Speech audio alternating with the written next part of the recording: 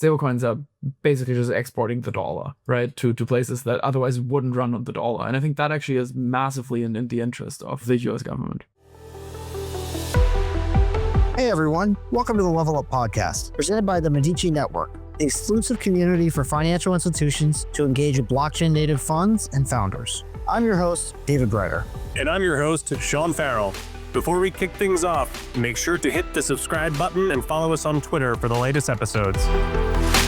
This podcast is for informational purposes only, and nothing herein should be considered financial, legal, tax, or investment advice. The views expressed by our hosts and guests are their own and do not reflect those of the Medici Network, Fundstrat Global Advisors LLC, Finality CP Management LLC, or their respective affiliates. All listeners should consult their own professional advisors as to the legal, tax, financial, or other matters before making any investment decision. Now, let's get into it. Hey everyone, welcome back to Level Up. David and I are excited to be speaking with Paul Faecks, CEO and founder of Plasma, the stablecoin payments optimized L1. David, why don't we kick things up by walking through some high-level token stats? Yeah, Sean, that'd be great. So Plasma, ticker XPL, it's a token that is focused on stablecoin payments. It's a blockchain as well, and the price is around 8 cents, and it's, on a market cap basis, maybe 150 million, but like many assets in the digital asset industry, a bigger fully diluted value, closer to, 830 million. And it hasn't, done as well as others, just given the broader macro backdrop, and tokens have done, somewhat poorly. But stablecoins are obviously a very interesting subset and sector, seeing a lot of adoption. And, the chain is really just focused on stablecoin payments. And, if you think about the Genius Act and all of the, real use cases that are really, I guess Tom Lee says this, if you're the stablecoins or the chat GBT moment for crypto. And, it's an interesting and high growth area to be. And Sean, what do you think of kind of the approach that they're taking to having a native L1 chain for stables? Yeah, that's right. It's stablecoins clearly, one of the crypto products that has product market fit within crypto and outside of it. There's product market fit for both P2P, stablecoin transactions, as well as a lot of use cases for B2B and B2B2C type use cases. And so, clearly a mega trend, I would call it, in, not just crypto, but in broader financial markets. And so, yeah, what Plasma is essentially doing, it's trying to solve a pain point for those folks building on more traditional smart contract platforms, which, are subject to more variable gas fees. And, if you're an institution, building or even a consumer that is paying on one of these traditional smart contract platforms, holding native tokens in your wallet to transact and, facing uncertainty around those gas fees, that can be suboptimal user experience. And so the way Plasma aims to solve this is through zero fee USDT transfers, and that is facilitated via Paymaster accounts. And so there are certain accounts that essentially sponsor these zero fee USDT transfers. There are custom gas tokens available on Plasma, but really I think the lion's share of volumes and traction really centers around the transacting of USDT. They also offer modules to make confidential payments. And so that's another key feature that a lot of other chains don't provide, and something that is very important to institutions that are building payment solutions on chain. So it'll be interesting to get Paul's perspective on their design priorities and why they went this route. Yeah, I think another interesting thing about it, Sean, is that, like many of the crypto, projects these days, I kind of have seen a lot more of the companies that are using public blockchains to build, real businesses that leverage the technology and the open source networks.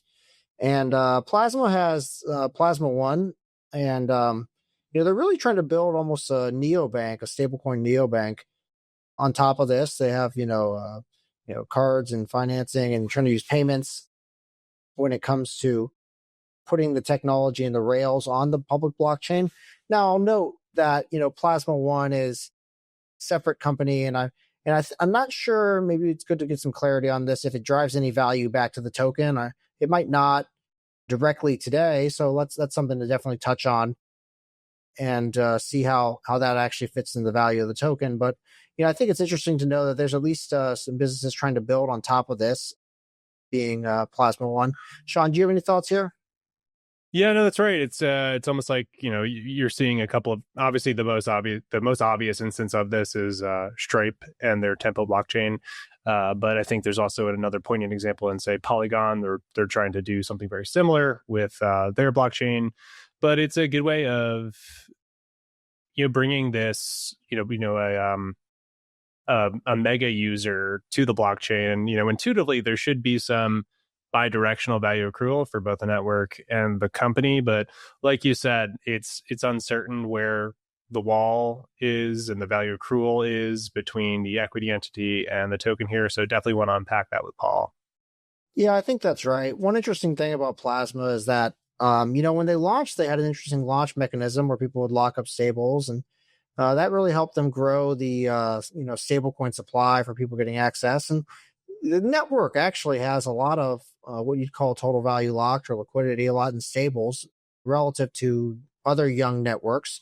It's trailed off a bit as early incentives have faded and the market has broadly gone through a bit more of a lull.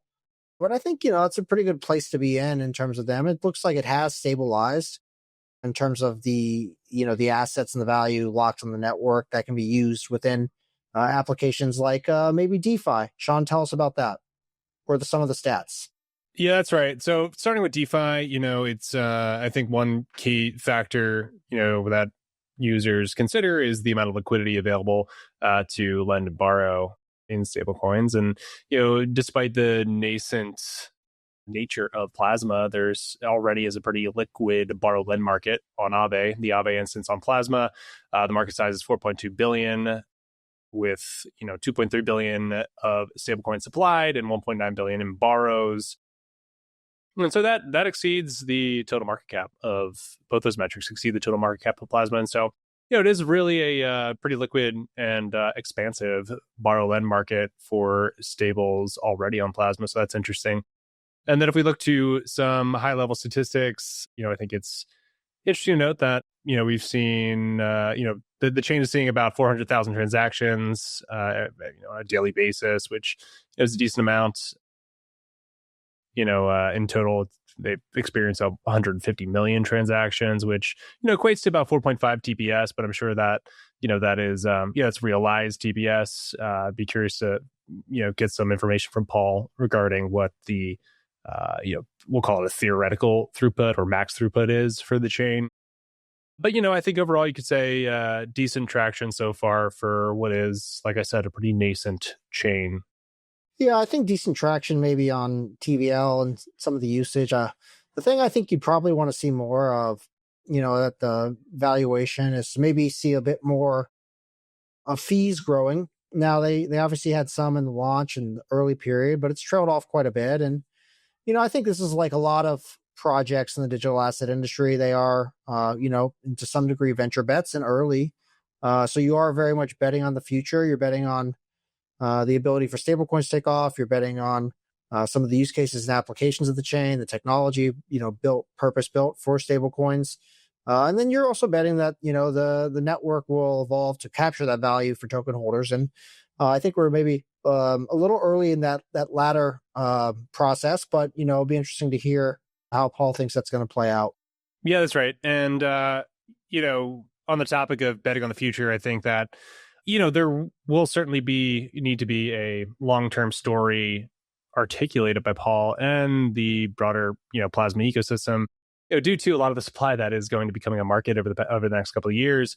As you mentioned, David, at the start, it is a relatively low float token, and the market doesn't always value these tokens on a fully diluted basis, and so perhaps the supply that is coming to market is one headwind that the protocol might have to deal with. But I'm sure Paul has some pretty good answers as to how they plan to deal with it. If you look to the initial XBL distribution of the initial supply was 10 billion XBL, 25% of that went to investors, 25% to team. 10% was in that public sale that you talked about on during that TVL while we were walking through that TVL chart. And then the remaining is going to ecosystem and growth. And it does look like, we are now amidst some of the larger emissions that the protocol will see over the next few years. We're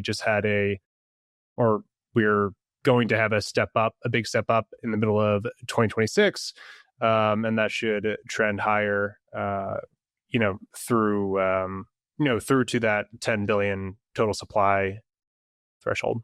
Yeah, and I think maybe back to the comments I was making before about the value accrual. Here's a chart on the market comps. Now, this has Plasma versus some other chains that, maybe are a bit more generalized. Solana, generalized, but still a lot of payments happening there, given the speed. Tron, very also generalized, but very stablecoin heavy with a lot of the tether payments happening there, particularly in Asia. And BNB as well is another chain with a bit of stablecoin presence.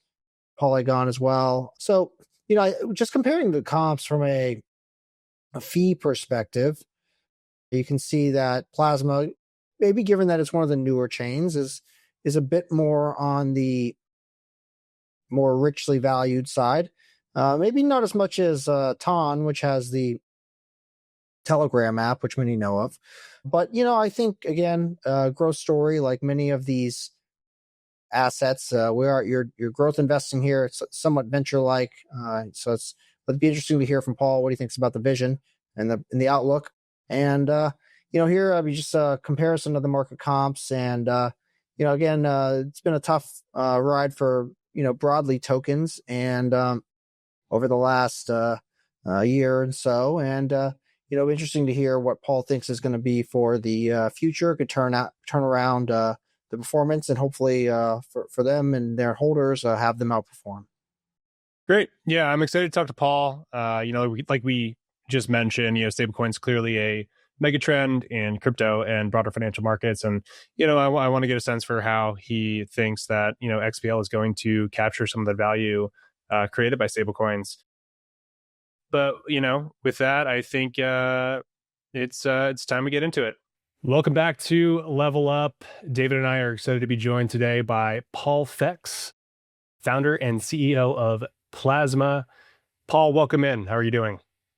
Doing well. How are you guys doing? I had to push this recording by 30 minutes because I was stuck on a delayed flight. So I've had better days, but it is what it is. Good to see you guys. No worries at all. Glad we could connect. Paul, how about we kick things off by hearing a bit about yourself, your background, what led you to founding Plasma, and then maybe unpack from a high level the thesis behind Plasma. Sure. I used to play poker way back in the day. It's kind of how I got into crypto originally. I feel like there's a good amount of overlap between kind of the early poker crowd and the early DeFi crowd.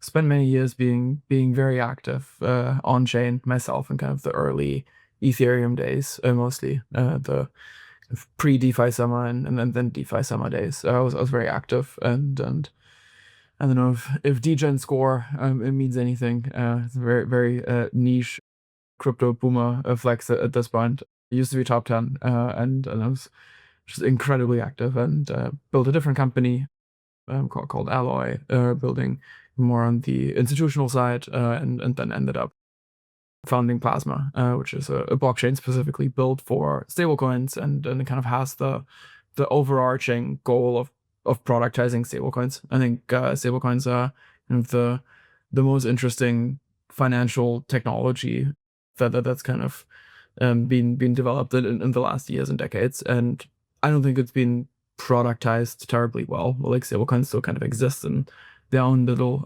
spheres, and for Plasma, the goal and kind of big vision has always been you start with a network and then you kind of expand from there and kind of build stablecoin specific products that are actually usable, and that's really kind of in a nutshell what we're building at Plasma.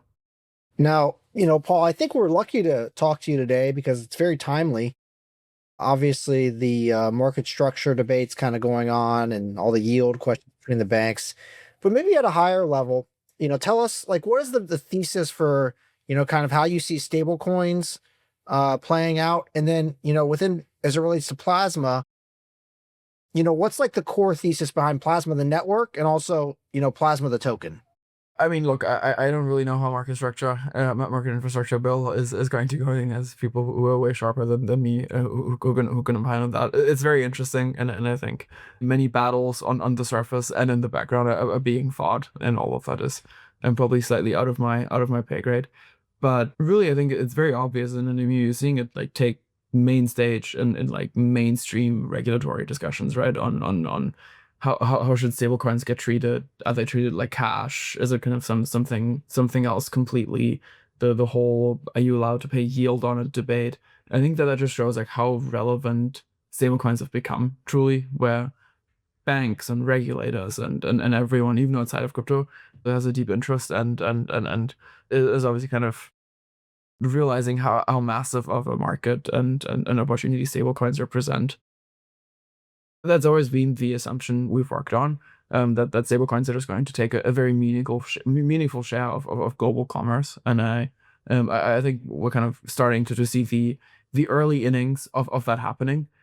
For us, I think being on the kind of crypto native stablecoin side of things, I think is a massive advantage over being on the kind of purely TradFi side of things and building products around stablecoins, because it's still a very crypto native user base for most of those things, and I think that takes a lot of time to expand, and I think you probably want to expand from the crypto native side to then kind of the global mainstream audience, and that is something we've been very good at building, and I think the interesting thing is, I think in the end you want to own as much of the verticalized stack as you can. My strong, I mean, David, since you asked about kind of the token aspect as well, blockchains are on average terrible businesses. I think no one has really actually made a blockchain itself a great business long term. I think gas fees are just a perpetual race to zero, and I think on kind of the just network that collects gas fees, I think that is really tough to actually make a real and sustainable business. And so it's always been very clear that like that is a massive, like having that network is a massive competitive advantage you can have over anyone else who's building that, because you have distribution and you have deep liquidity and you have on-chain markets and all of that, and you can tap into that. But it's always been very clear that you need to like build something around that and leveraging that. That's actually a revenue generating enterprise basically. And for us, that's Plasma One, which is our kind of neobanking product that's been live internally. I've been using it. It's fantastic. It's kind of the easiest and most seamless way to spend stablecoins, and we'll roll that out over the next couple of weeks and months. But that's kind of broadly how we think about this, and it's something we've spent quite a bit of time on. I think most tokens have a lot of value accrual issues, and I think there's interesting solutions to that. Got it. So in thinking about the XPL token, part of it is exposure to the underlying blockchain, and I assume part of it is exposure to this neobank. Can you just walk us through in detail, what Plasma One is, how the neobank works, and how that, it is all comes back and ties to that XPL token? Sure. There's a massive opportunity to kind of really build a full neobanking experience that's completely stablecoin based, and that doesn't, like, for the payment and card spend and all of that, doesn't actually interact with trad rails directly, but it's just purely on stablecoins. And that's really what Plasma One is, the kind of most seamless, easy way to spend stablecoins and do that at scale and do it globally, and basically have the kind of Revolut N26 Monzo whatever-esque experience, but fully stablecoin based and kind of a fully crypto native kind of framework. And that's in a nutshell what Plasma One is, and that's something we've now spent quite a bit of time kind of developing and iterating on, and I'm very excited for it to actually go live and to kind of get it into people's hands. Just stepping back, moving from Plasma One to the blockchain itself, I'm unsure if we actually tackled this specific question just yet, but why exactly do we need a stablecoin specific blockchain? What are some design decisions that can't be made on public networks that you can make with a Plasma or perhaps some other competitors that are popping up with similar, similar goals? Yeah, I mean, so Plasma very much is a public network, obviously, and so like this isn't really a public versus private decision. Plasma is very much public. You can make very different choices if you only focus on stablecoins, and that's kind of both from a technological and from an ecosystem incentive, go to market, and BD standpoint. We have an ecosystem that's incredibly focused on stablecoins, obviously. I mean, we have the second largest lending market for stablecoins after Ethereum mainnet on Aave, and that's where we just kind of put all of our focus on building that, which we can now tap into with Plasma One, obviously. And on the chain side, I think fast and cheap is kind of the baseline that gives you a chance to play. I don't think anyone wins by being fast and cheap. I think you just lose by not being fast and cheap, but like the reverse isn't necessarily true. And for us, it's always, you still have so much kind of creative white space in terms of how to actually optimize a network for stablecoins specifically. We have fully gasless transfers of USDT, which is actually a massive kind of UX improvement, more than really a cost improvement, given how cheap kind of a non-gas free transaction is. But you no longer kind of need to deal with the complexity of having a token and having gas. We're working on private transfers, which we're shipping in the next couple of months. I think that's going to be a massive kind of stepstone improvement in terms of how to actually use a blockchain for payments. And there's kind of a long list of like specific things you can do on the technical side that you can only do if you specifically focus on one problem set. So you mentioned the gasless transactions. I'm curious, this is a blockchain. Presumably there could be some predatory flow. How does it employ Sybil resistance if there are gasless transactions? It has a limit by address, and so you can only do it a certain number of times, and it needs to be an address that has some funds in it, and so it's just uneconomical to Sybil. You would have to like send dust amounts of USDT to millions of addresses, and it's a pretty, like, I mean, we've processed a lot of transactions, and so I think we've shown that the network is very scalable, and so I think the bar to DDoS it is pretty high. It's something that obviously is kind of the main risk in building those types of features, and so you do need some sort of like Sybil resistance in that. That makes sense. And so you have a blockchain specifically designed for stables. You have some interesting tech around that. Talk to us a little bit about, I think we're in the phase of real world adoption, right? And talk to us about, how much, the KPIs that you're kind of focused on for the chain and the actual adoption of, activity happening on the network, whether it's stablecoins or DeFi or other types of activity. So we have about 6 billion on the chain right now. We had pretty aggressive incentives early on. We've cut those down to basically zero. So we've cut down incentives by, I think, 96-97%, meaning we have very low incentive spend in tokens or otherwise right now, and still have very healthy, and actually in the last couple of weeks, growing activity and liquidity and just assets on the chain, which I think is actually a terrible metric to track and optimize for. It's actually not something we do. I don't really care, to be honest, if it's 4 billion or 5 billion or 6 or 7. I think it makes no material difference to us, really. What we really care about is now shipping Plasma One and making that a successful rollout and building a real business, basically. I think that's really the measuring stick for kind of a long-term sustainable token-based business in the end. And I think that's something we're very focused on now. So what would be the KPIs you're focused on for Plasma One, and how are you thinking about those? Like what's most important to hit? I think that's going to evolve quite a bit. I mean, I think we don't really, like, the main headline KPI that any business cares about is obviously revenue and profitability. I think that's always going to be what we care about. In terms of what we track day to day, as kind of a more granular metric that we optimize for, I don't have a great answer. I mean, we're just now rolling out Plasma One, and so and we kind of lack data in terms of like what actually correlates to the outcome we want, which is making money. I have some guesses, but that's kind of something we're in the process of iterating on. Yeah, I think we've touched on the Plasma one, but maybe just go a little deeper into the neobank concept of, how a user will use Plasma one and how it integrates with Plasma the chain.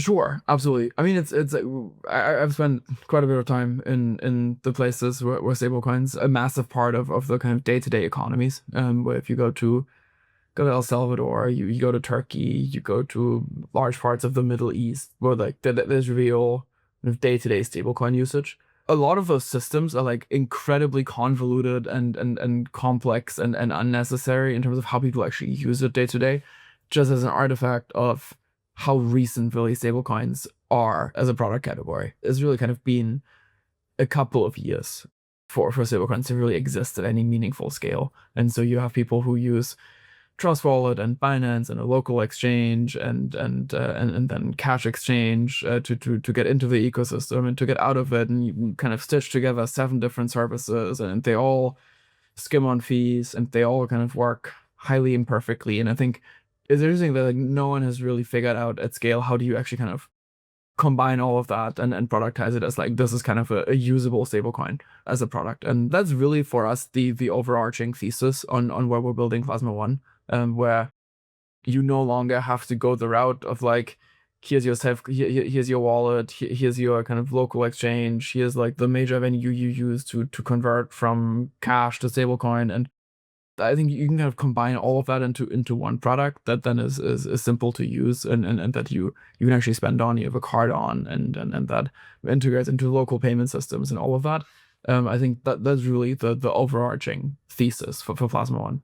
And then how do you build those, obviously regulatory and on and off ramps in all the jurisdictions? I don't think that there's one answer to that. We've been pretty aggressive in acquiring local players. We acquired an Italian VASP license. We're just transitioning that to a CASP right now, and we're in the process, and in a couple other jurisdictions where we would like to kind of own as much of the stack as we can. Where I think you just have a lot of advantage in kind of owning, at least in the interesting jurisdictions, but like this is always like a highly local thing in the end. Or like having a Turkish on-off ramp doesn't mean you have a fantastic on-off ramp in El Salvador. Those are two kind of fully separate markets, basically, especially when it comes to fiat rails. For us, we want to be in a position where we own as much of the payment stack as we can in the jurisdictions where like it's economically the right thing to do. I think that's likely a couple of jurisdictions, not all of them, because you do have like a non-linear distribution of stablecoin usage, and that probably evolves. But that's something we've done quite a bit of stuff on in just getting the relevant entities and licenses set up in the places where we think usage is going to be strongest. And what are those, key jurisdictions for you guys where you both have kind of the licenses and you see like kind of a, line of sight within the next 6 to 12 months? Turkey is incredibly interesting. The Middle East is very interesting, specifically kind of UAE, Qatar, those types of jurisdictions. South America is very interesting. Not every South American country, but a select few. Brazil is a very interesting market. Chile is a very basically if you also look at remittance flows and then kind of true stablecoin usage, specifically USDT, which has 99% market share in terms of stablecoins in most of those markets, then that gives you a pretty good idea of what markets are actually interesting. It's overwhelmingly actually not the US or Europe, where I think the true consumers use stablecoins day to day as like a pseudo USD bank account use case. I don't think that is quite as interesting in the US. I think the issue of like sending money domestically in the US is basically a solved issue, and somewhat same for Europe. I think that's more kind of sending money from Europe to the US, and the other way around is still a bit challenging, and stablecoins can definitely kind of improve that process. But domestically, I think it's actually not that interesting of a product. Yeah, I think that has contributed to the delay in our regulatory apparatus getting behind crypto because it's just not as apparent, the problems that it solves here, right? It's interesting because I think that actually increases the incentive for the US to because it's such a stablecoins are basically just exporting the dollar, right, to places that otherwise wouldn't run on the dollar. And I think that actually is massively in the interest of the US government. It's a huge part of the thesis. So who are the end users of Plasma One? Ideally, a year from now, we're up and running in the jurisdictions you just mentioned. Are we thinking of, small, medium-sized businesses, larger multinationals? Are we talking, individual accounts? What users are you targeting? Yeah, so for Plasma One, initially it's going to be consumers, and then businesses are going to follow pretty quickly afterwards. And so we're going for a bit of a kind of staggered rollout there. Initially, we're focusing on just somewhat crypto native consumers and then expanding from there. Can you break down the business model? Will there be some kind of subscription-based membership, or will it be based on, transaction fees, usage of the platform? TBD. I mean, that's something we've not really spoken a lot about very publicly. There may or may not be a kind of a premium product associated with that. And then obviously there is card spend is revenue accretive to us. Is that because you charge a fee on? No, the way it works is you have interchange on credit card spend, and that varies a lot by currency, country the spend takes place in, MCC code, which is basically the category of what is being purchased and paid for, and that varies between 0.5% and 2.5%, 3.5%, depending on a very long list of factors, and that is in the end revenue we make on spend. If I'm understanding how it all fits together is, you have this underlying blockchain infrastructure, the Plasma chain. You have, wallets built on top of that. You have, the Tether and other stable coins could be in those wallets. And then you have, the on and off ramps to provide the liquidity across the jurisdictions. And, if I'm a consumer, I could go on vacation in, Turkey and, send stables from my USD wallet and send it over there instead of paying the interchange. And I could get out liras, for example, right? So, and then that way I've avoided the whole traditional kind of, cross-border system in that. And I've really digitized my rails, and you've been the kind of end-to-end infrastructure for that. Is that fair? Yeah, I think that's fair. I mean, I think the travel use case is a very interesting one. I think for us, it's more about people who live in Turkey, who use it as basically a USD bank account, or in, not just Turkey, but in the Middle East or anywhere, basically. But I think that's a very succinct summary of what we're trying to build, yes. Do you have a sense yet, or do you think, it'll even work out that, how does the Plasma One revenue, or I know you're still figuring out the business model, how do you envision it in the future kind of fitting in and tying back to, the network and the token? This is a very complex question, right? That has many different variables associated with it. One thing that we very publicly communicated is usually you have this kind of dual entity set up in crypto, right? Where you have the equity and you have the foundation, which is the actual token issuer. In Plasma's case, late last year, we fully bought out the equity, meaning the Plasma Foundation fully owns the Plasma Inc. Equity company, which means we have all the freedom in the world to have value accrual go to a token.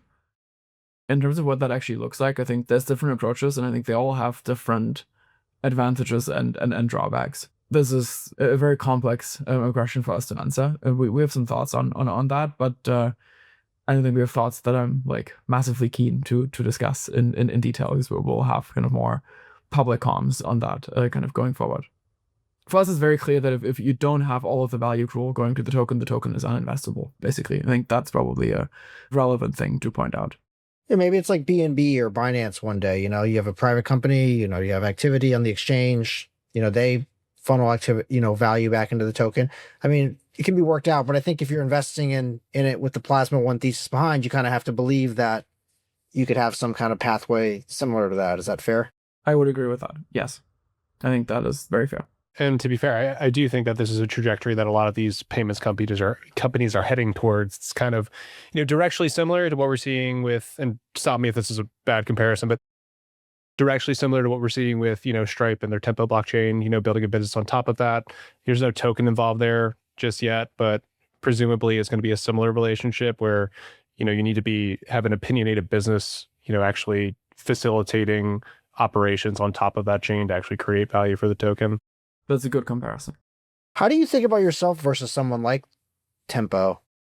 I think in the end that there's different focuses and different things that you can and can't do. I think the Tempo team is incredibly sharp. I think that it's the one true competitor we have that I think is like very, very highly relevant competition.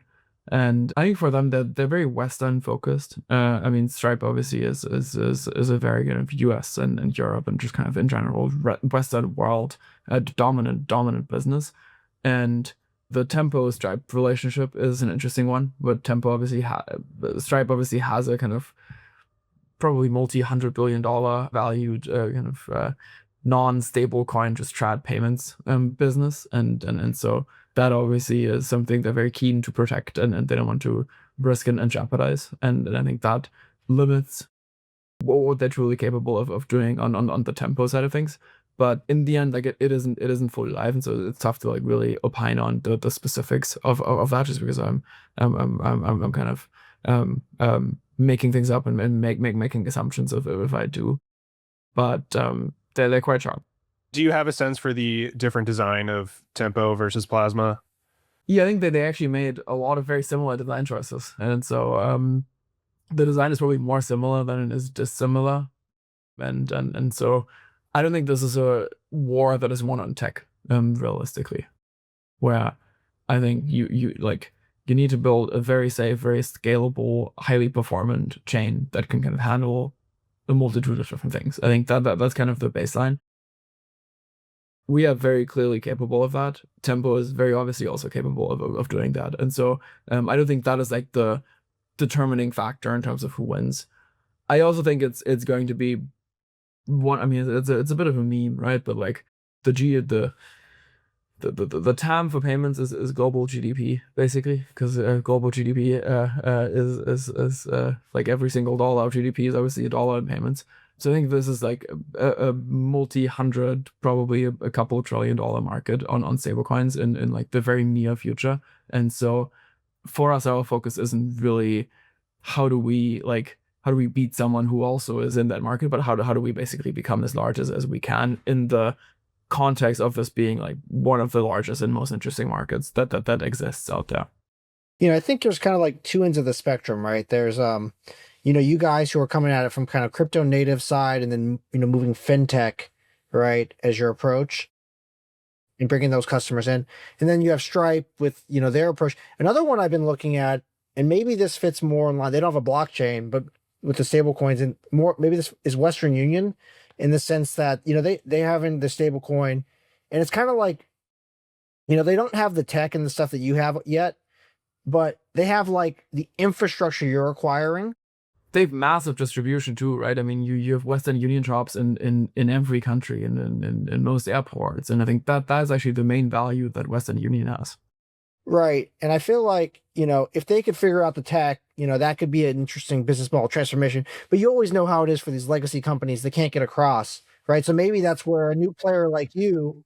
Yeah, but like if you imagine a world where like Western Union says, oh, we everything we do is blockchain based. I mean, if you look at the fee rates for some of those corridors for actually sending money, it's outrageous. Like it's extremely common, like from the US to West Africa, you just pay 7, 8, 9, 10% on sending money one way. And obviously Western Union has like physical infrastructure to maintain and people to pay and like a long list of like inefficiencies in all of that. It's actually not that profitable of a company, which is somewhat interesting, right? And it's also not that value. Like Western Union is worth like a couple % of what Stripe is worth. Like it's not a fantastic business by like any. It's a good business, but like it's not a oh my god, what a fantastic business. And Stripe is a way better business than Western Union. And So I think if they figure out blockchain, they just kind of kill their own business model, because then like, why are they charging 8% to like send money from A to B if like the actual money transfer is free? And looking at that, it's a public company, right? And so you can look at all of this. I forgot what their exact profit margins are, but like they're not fantastic. And so that means if they drastically lower fees, they just start losing money. And then so the inefficiency is I think it runs quite deep in that company. They also, I think, in my view, kind of priced to be disrupted, and basically just priced as a network of cash shops that are actually on the ground. I think that's really the valuable thing that Western Union owns. Yeah, no, that's an interesting perspective. Their business model kind of relies on those inefficiencies perpetuating. Is that like could you see yourselves like acquiring a Western Union at some point or integrating them into your platform?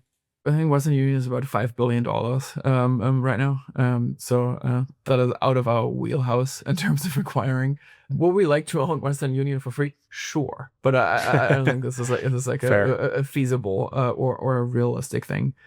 I think in the end, what gives Western Union value is distribution, but it's very analog and like very on the ground distribution. I think for us, Tron, for example, is a way more interesting example that we study a lot, where like they don't have physical infrastructure in stores, but they still have incredible distribution in a lot of the interesting jurisdictions. And I think that's the kind of way more interesting playbook for us to go after. Where like we will never have brick and mortar stores, because it makes no sense for us, obviously. But we are very keen to have very wide ranging distribution for us that's mostly gone through centralized exchanges, where we have probably the longest list of integrations that any non-Ethereum mainnet blockchain has, from like local exchanges in Southeast Asia and South America and in all of those places. But like you have those very country-specific, very dominant players. In Thailand, you have BitCup, for example, and they absolutely dominate Thailand, but like no one outside of Thailand even knows what BitCup is. And those are really interesting in and out gateways for us to be integrated with. So a lot of time has been spent on kind of making sure Plasma is integrated everywhere, because you do need that sort of omnipresence to really be a good settlement network for stablecoins, in my view. And now you talked about kind of some of the infrastructure, and we've talked a little bit about the KPIs, but tell us a little more about who's using it. I mean, and kind of the use cases you think you're seeing on the chain, and how many users, what types of users, what are they doing with stable coins and otherwise? Yeah, we settle a lot of exchange to exchange USDT flow, averages a couple of billion a day, and just funds being sent from venue to venue, because it's usually the fastest and cheapest and easiest way to do that between major exchanges, because most credit funds within 1 second, and so it's just faster and easier than other networks. Lending markets are a massive component of what's happening on Plasma right now. I mean, we have the second largest Aave instance after ETH mainnet, and that's actually been growing pretty well, where people borrow and lend in stablecoins and Pendle assets and in whatever other esoteric things people get into on the DeFi side of things. It's an ecosystem that's fully dominated by stablecoins, obviously, and less by volatile assets, which makes it a bit unique. Well, you have a lot of stablecoin to stablecoin ARB, you have a lot of stablecoin on stablecoin lending and arbitraging different yields between them, and just kind of there's a lot of people who kind of find opportunity in that. But that's really the main thing that's happening on Plasma. On the exchange to exchange payments flow, that's kind of interesting to me, because it reminds me in a way of like, the Silvergate, the Silvergate exchange network. Yeah, Signet, yeah, that's right. And Signature Bank, right? I think they both had something like that. And it's kind of like, but there's Sen, that's right, in a more open and permissionless kind of way. 100%. Even though I think it's deeply sad and unjust that Silvergate and Signet and I mean, they got fully killed, right? I think in my view for unjust reasons. I think that is also a massive opportunity, but like being the de facto standard way to settle stablecoins between venues that is fast and cheap and reliable, and also, I mean, crucially kind of integrated everywhere. Well, like this breaks as soon as you aren't integrated somewhere where it's needed, right? Well, like if you want to send money to Kraken, but Kraken doesn't have Plasma integrated, the whole thing no longer makes sense. And so Kraken does have Plasma integrated, but just kind of as an example. And I think that's something that's obviously an incredible opportunity on the chain side. So I think I might be circling back a bit too much here back to the blockchain product and how it's actually constructed. But I know you mentioned the free fees, but I did notice that there are these things called Paymasters, and there's actually sponsorship accounts that pay for transactions. Could you walk us through how that works? Sure. Basic concept is gas is pretty cheap, but no one really wants to deal with the complexity of maintaining gas in accounts, specifically at scale. Well, like on if you have we work pretty closely with Yellow Card, for example, very large payment player in Africa, both on consumer and B2B, with kind of long list of clients. No one really wants to deal with the complexity of maintaining gas. And so we have an API that anyone can tap into and can integrate, that allows you to just spin up wallets and send stablecoins from A to B and use kind of Plasma without needing to deal with the complexity of the gas. You then have a Paymaster functionality that just abstracts all of that. That's like the Ethereum abstraction upgrade or whatever that they worked in, right? Where someone else can pay your gas fee. Exactly. Basically. Yeah. So is it actually slightly inaccurate to say there aren't gas fees? They're just sponsored and abstracted away from the end user? That's probably the technically accurate thing to say. Yes. Okay. So for these users on Plasma right now, who are the sponsors, the Paymasters on Plasma? This is for stablecoin send specifically. Other transactions have normal gas fees associated with them. So if you deposit money to Aave, you withdraw money from Aave, you do pay gas fees for that. It's very nominal. I mean, it's fractions of a cent, but you do have gas fees that are associated with that. We run the free transfers basically as the Plasma Foundation, and so there is no like sponsorship network. Basically, it's just us building this as a public good. The value does that from those transactions. It's being paid by the foundation, right, for the stablecoins to the network, and then the network is what we maintain the gasless transfers for at scale. Yes.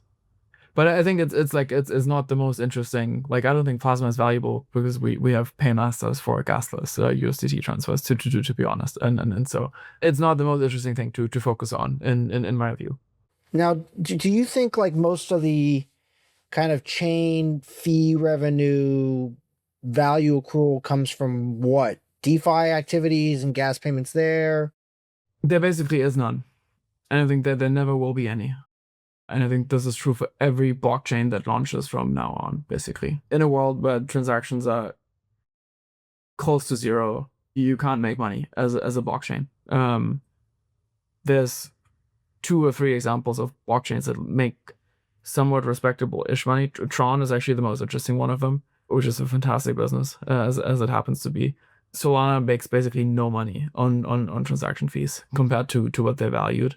And so I don't think it's the correct thing to focus on as a blockchain, to focus on how do we, because in the end, that means how do we make block space as expensive as possible. And block space is so abundant that the price you can sell it for is just very close to zero, which is why everyone is selling it very close to zero.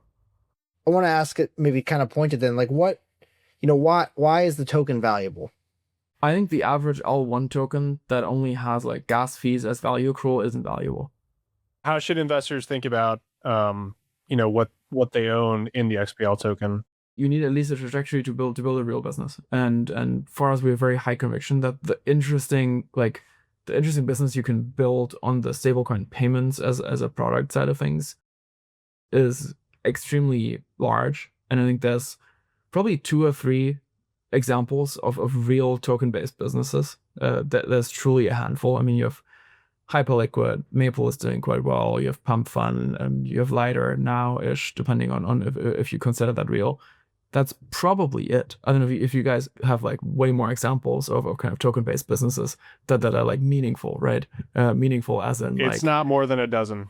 I'll tell you that. yeah. And so I think this is really the category you need to belong into to have staying power long term is my very strong view. And I think if we fail to do that, we have no right to have staying power for the long term. Yeah, I mean, I'm kind of a believer that like the companies from here on out could maybe accrue more value than some of the tokens using the infrastructure of token networks. And the way you have it constructed with the foundation owning the company for the benefit, hopefully, of the token network and the token holders, as the business grows, you have to believe that the token becomes more valuable because in the future, kind of back to the Binance thesis. So it really comes back to Plasma One and that. Yeah.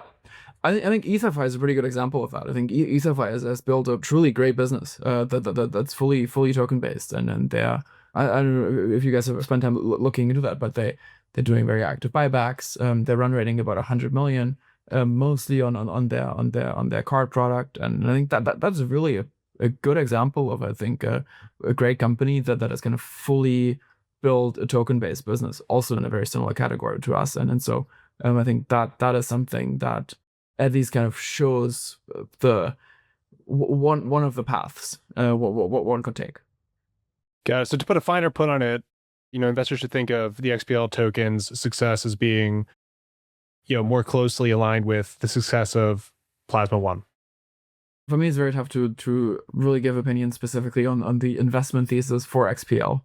That's fair. That's something fair. that Sure. I generally shy away from, and then so first we're very focused on building valuable products, and I think building valuable products obviously also has the necessary effect of making money on those products. And for us, we've been very specific that if you don't have very strong value accrual one way or another to your token, then you're making a mistake. And so that's my general view on this. Yeah, that makes sense. Can we go back to the network a little bit? The validators on the network, and how does that work in terms of how many validators do you have? What does it take to become kind of a validator? Is there a progression to how you want to open that up or adjust that over time? We're very actively onboarding validators right now, and so we're kind of going for a Hyperliquid-esque rollout model where we kind of decentralize over time and kind of open up the validator set. It's very clear to me that the end state, and that end state should come as soon as possible, has to be that the validator set is fully permissionless and fully decentralized. You have practical considerations in terms of getting there. Again, I think Hyperliquid is a very good example of a network that has kind of managed that transition pretty well, and we're going for a very similar strategy to them.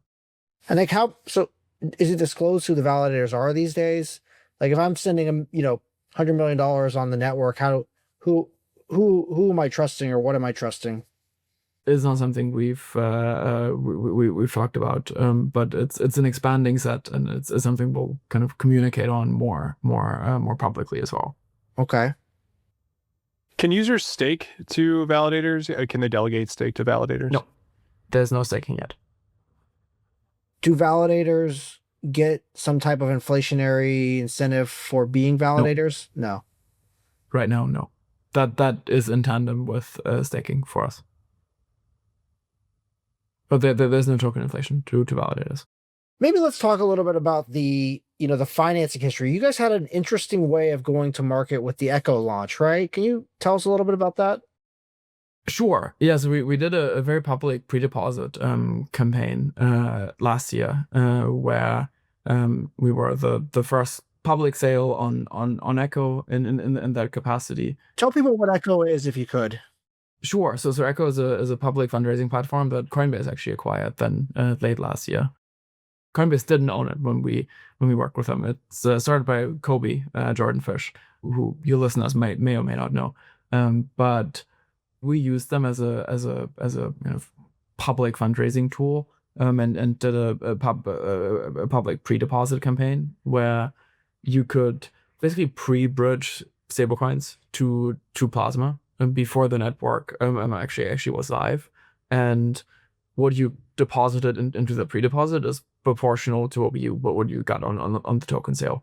Meaning we sold 10% of our tokens in total at a $500 million valuation. So we raised 50 million in that. The pre-deposit size was capped at a billion exactly, which we filled in a couple of minutes. That means like if you had kept 100 million in the pre-deposit for like the entire length of it, you would have had the opportunity to purchase 10% of the 10% pieces, so 1% of Plasma.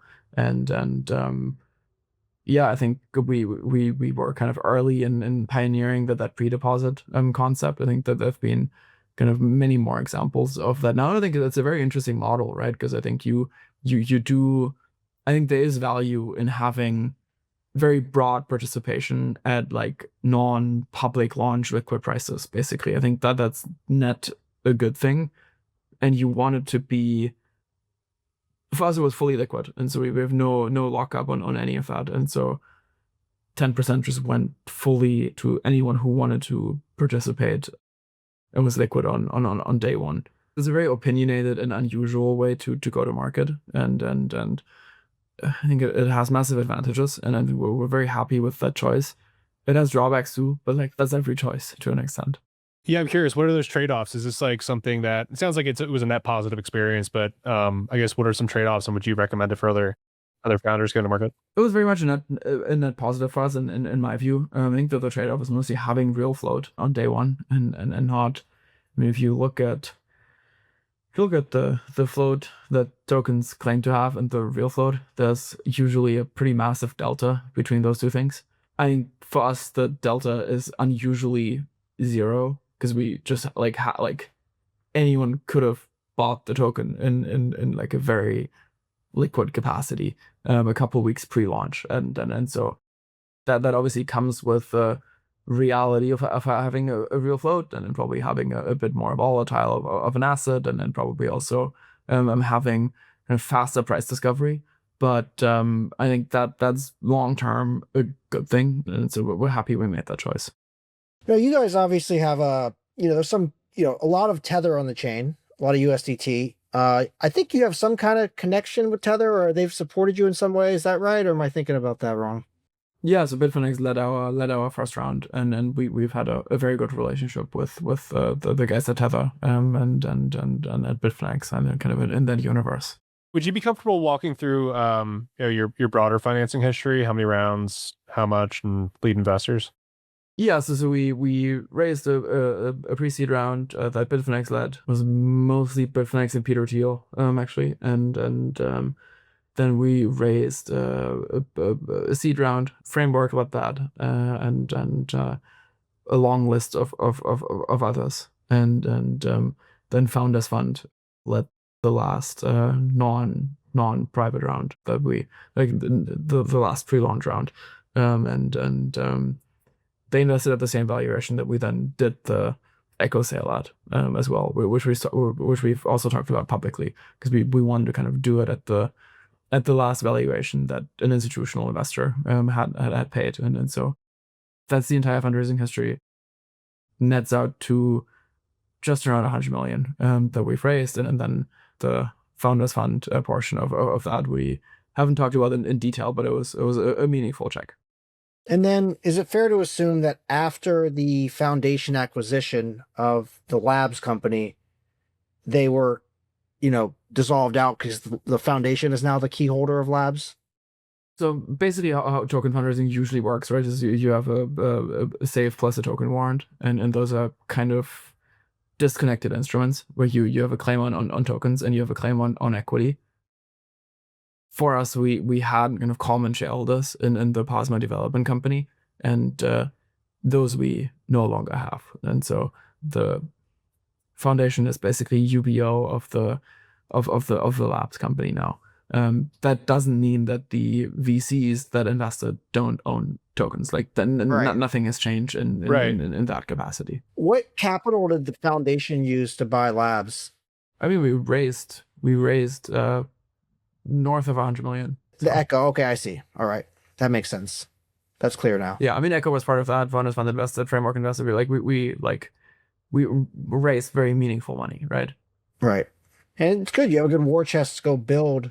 100%. I think this is like, in the end, I think we're in a very capital intensive industry, especially as like owning infrastructure becomes more and more relevant. And then so being capable of being aggressive and spending obviously in ways that are value accretive and that have a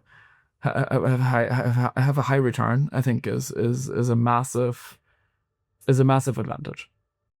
I guess like the other thing I would say, are there any kind of catalysts and risks we should think about for Plasma? I think the regulatory landscape is one to watch. I think it's been trending in the correct direction, but like that there's a lot of nuance in that, and that's something we pay a lot of attention to. I think specifically the market infrastructure bill is going to be interesting. It intuitively seems unlikely it passes in the current form.